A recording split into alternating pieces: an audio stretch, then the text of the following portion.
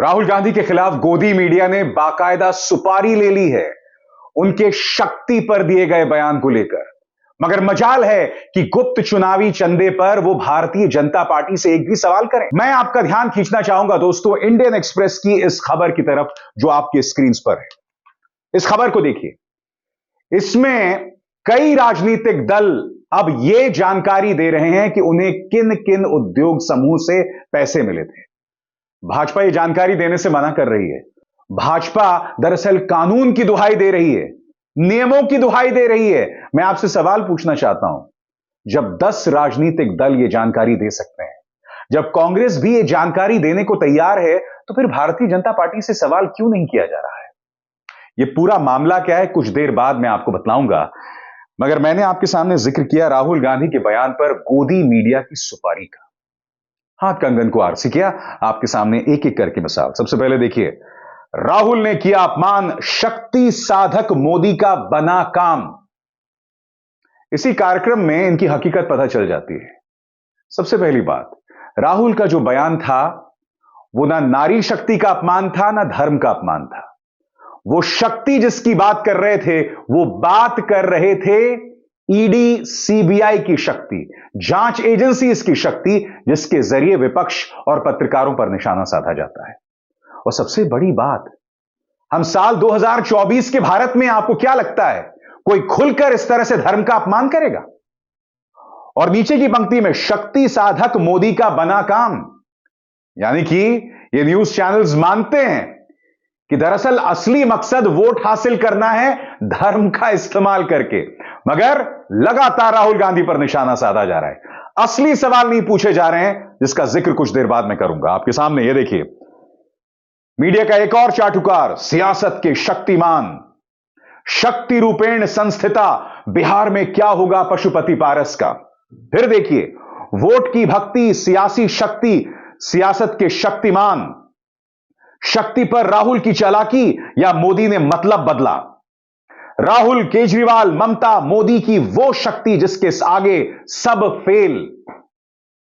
यानी कि राहुल का बयान, मगर उसे जोड़ दिया पूरे विपक्ष के साथ। इनकी सोच देखिए दोस्तों, मैं फिर कह रहा हूं कि आपने किसी भी न्यूज चैनल पर गुप्त चुनावी चंदे को लेकर बहस देखी?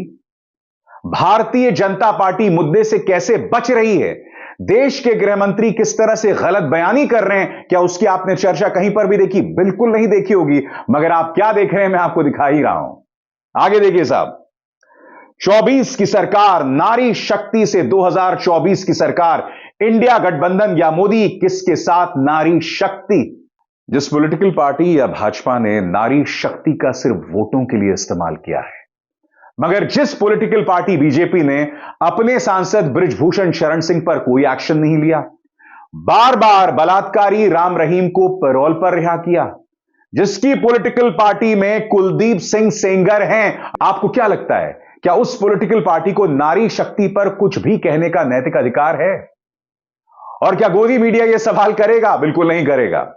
आगे देखिए साहब, अंबानी का न्यूज चैनल, मोदी के साथ शक्ति चुनावी गदर का पहला राउंड शुरू, दिल्ली से मुंबई तक आर पार। मोदी ने कहा जान की बाजी लगा दूंगा। मैं आपसे एक सवाल पूछना चाहता हूं, प्रधानमंत्री नरेंद्र मोदी जो बयान दे रहे हैं कि राहुल गांधी ने जो शक्ति का बयान दिया, मैं शक्ति को बचाने के लिए जान की बाजी लगा दूंगा, मुझे तो सोच की भी सिहरन पैदा होती है कि अगर निर्भया कांड मोदी काल में हुआ होता, क्योंकि मैं नहीं भूला हूं जब निर्भया कांड हुआ था तो उस वक्त दिल्ली पुलिस में 4 दिन में मामले को सुलझा लिया था। राहुल गांधी लगातार परिवार की मदद कर रहे थे। मगर नारियों के खिलाफ, महिलाओं के खिलाफ जब कोई अत्याचार होता है तो भाजपा का क्या रुख होता है हम सब जानते हैं दोस्तों, और मिसालें मैं आपके सामने दे चुका हूं। महिला पहलवानों को बदनाम किया जाता है, मगर बृजभूषण शरण सिंह पर कोई एक्शन नहीं लिया जाता। मैं फिर आपसे सवाल पूछना चाहता हूं कि नारी शक्ति पर क्या भाजपा को कहने का कोई नैतिक अधिकार रह गया है? और ये जो न्यूज चैनल्स हैं इस मुद्दे को लेकर सवाल क्यों नहीं उठाते? आगे देखिए, आज तक शक्ति वाले बयान पर महिला मुद्दा क्यों जुड़ा? न्यूज 18, बदमाशी देखिए, शक्ति से लड़ाई और हनुमान चालीसा पर पिटाई में कोई कनेक्शन? राहुल का बयान और कर्नाटक वाले कांड में कोई कनेक्शन? तुष्टिकरण के शक्तिमान, यानी कि राहुल गांधी ने जो शक्ति पर बयान दिया और कर्नाटक में कोई घटना होती है उसे जोड़ दिया इन्होंने आपस में, यह बतलाने के लिए कि राहुल गांधी धर्म विरोधी है, हिंदू विरोधी है। मैं आपको सुनाना चाहता हूं कि राहुल गांधी ने दरअसल कहा क्या। आप खुद इस पर फैसला कीजिए, क्या यह धर्म का अपमान है या वो एजेंसीज का जिक्र कर रहे थे। सुनिए राहुल गांधी ने क्या कहा था। हिंदू धर्म में शक्ति शब्द होता है। हम शक्ति से लड़ रहे हैं, एक शक्ति से लड़ रहे हैं। अब सवाल उठता है वो शक्ति क्या है। जैसे किसी ने यहां कहा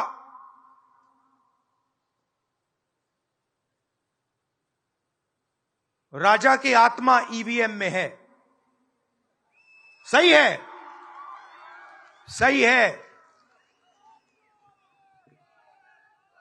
राजा की आत्मा ईवीएम में है।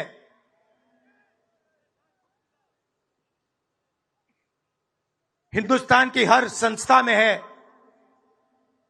ईडी में है, सीबीआई में है, इनकम टैक्स डिपार्टमेंट में है। एक वरिष्ठ नेता, नाम नहीं लेना चाहता हूं, इसी प्रदेश के एक वरिष्ठ नेता कांग्रेस पार्टी को छोड़ते हैं और रो के कहते हैं, मेरी मां से रो के कहते हैं कि सोनिया जी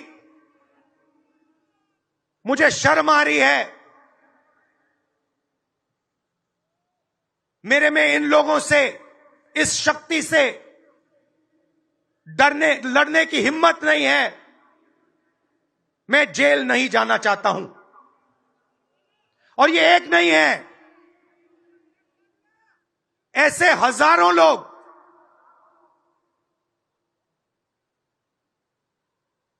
डराए गए हैं। क्या आप सोचते हो शिवसेना के लोग, एनसी के लोग ऐसे ही चले गए? नहीं। जिस शक्ति की मैं बात कर रहा हूं, उन्होंने उनका गला पकड़कर उनको बीजेपी की ओर किया है और वो सब डर के गए हैं। आसान सा बयान। मैं फिर आपसे सवाल पूछना चाहता हूं, कब तक गोदी मीडिया असली मुद्दों से आपका ध्यान भटकाएगा और भारतीय जनता पार्टी के लिए वोट बटोरने का काम करेगा? सब न्यूज चैनल से दोस्तों लगभग वही हालत है।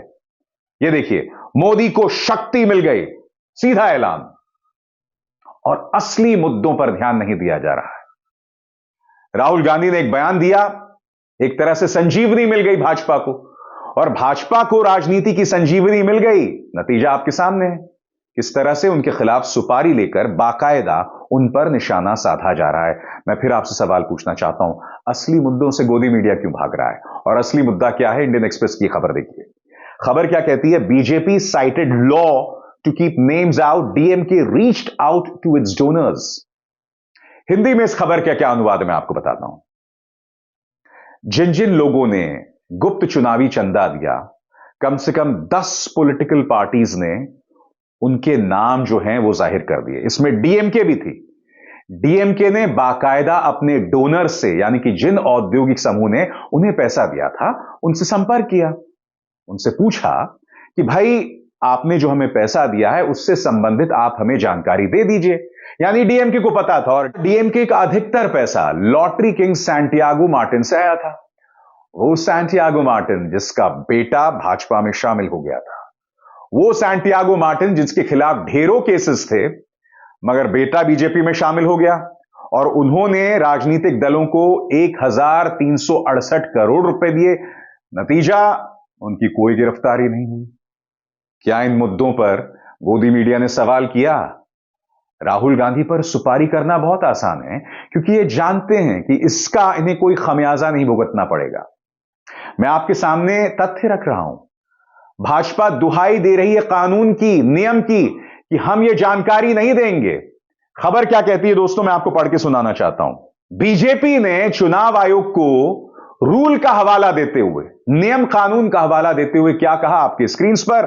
उन्होंने कहा कि it was not obligated by law to maintain records of the names and particulars of the election bond donors and therefore did not possess such details. उन्होंने कहा कि कानून के हिसाब से हम पर ऐसी कोई मजबूरी नहीं है कि हमें जिन लोगों ने चंदा दिया उसका रिकॉर्ड मेंटेन करें, इसलिए हमारे पास वो रिकॉर्ड ही नहीं है। मैं बीजेपी सरकार से एक सवाल पूछना चाहता हूं, ऐसी ढेरों मिसालें हैं, साई शिरडी इलेक्ट्रिकल्स, औरबिंदो, मेघा, ये जितनी भी संस्थाएं हैं, ये जितने भी औद्योगिक समूह हैं, ढेरों मिसाल हैं कि भाई पहले रेड पड़ती है, फिर चुनावी चंदा दिया जाता है, या गिरफ्तारी होती है, चुनावी चंदा दिया जाता है, या फिर चुनावी चंदा दिया जाता है और गिरफ्तारी नहीं होती है। मैं आपसे एक सवाल पूछना चाहता हूं, आपके पास तो बाकायदा रिकॉर्ड है। विपक्ष तो आप पर आरोप लगा रहा है ना कि ब्लैकमेल कर रहे थे आप एजेंसीज के जरिए, यानी एजेंसीज आपको ब्लैकमेल करती थी और आप चुनावी चंदा देते थे। ऐसी ढेरों मिसालें हैं, दर्जन से ज्यादा मिसालें हैं। तो मैं आपसे सवाल पूछना चाहता हूं, ये रिकॉर्ड आपके पास क्यों नहीं है?